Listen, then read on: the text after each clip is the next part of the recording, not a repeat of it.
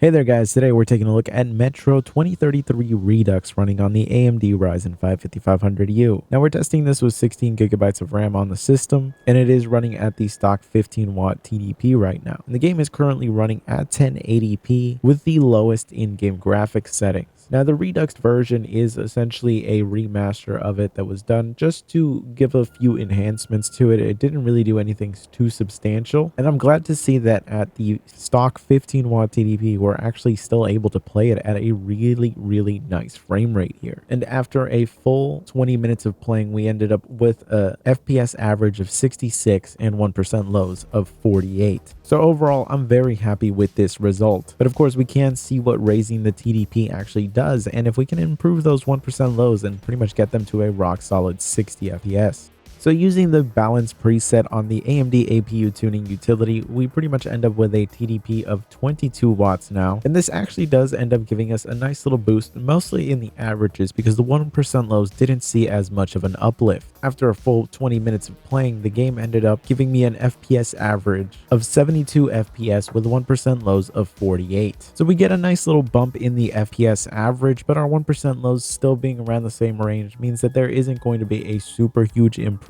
but it overall does just feel nicer to play. Though if you're just on a system that cannot actually go past 15 watts, don't feel like you're losing out a lot in this game. And our FPS average is now at a range where if you want to potentially start turning up some of the graphics settings, you might be able to do that if you're willing to sacrifice a little bit of the FPS off the top there. And of course, using the performance preset in the AMD APU tuning utility, we end up with a TDP of 28 watts. And while we do see a minor increase in the performance here, it is pretty much indistinguishable really, and the amount of heat that this ends up producing is just significantly higher while making the system just way noisier. I think that the balance reset really is going to hit a sweet spot in terms of performance uplift while keeping the noise down. But if you're someone who wants to have the quietest level of experience, the stock 15 watt TDP is pretty much going to be the closest thing to that. So overall, I'm very happy with the results of this game. It runs beautifully on this system, and you kind of have the headroom to actually start to turn up the graphics settings if you want. Personally, I think that Metro 2033 is just one of those games that I would more than likely play on an APU like this instead of just struggling to play a brand new AAA title. You could play AAA games from a few years ago and get a fantastic experience on a system that is really not that powerful, and you probably didn't spend a lot of money to get. I can almost guarantee you have not played every good game from 2015. So if you have a system with this chip, you might just be better off playing older titles like this and working through a backlog of games. And then in a couple of years, if you upgrade your system, you don't even really need to spend that much money to get something that's going to be an improvement, and the AAA titles from 2022 might just be extremely easy to run by then. And a good game is pretty much going to be good forever. But anyways, I hope you found this look at Metro 2033 Redux on the AMD Ryzen 5 5500U to be interesting or useful. If you did, be sure to subscribe, and I will see you guys next time.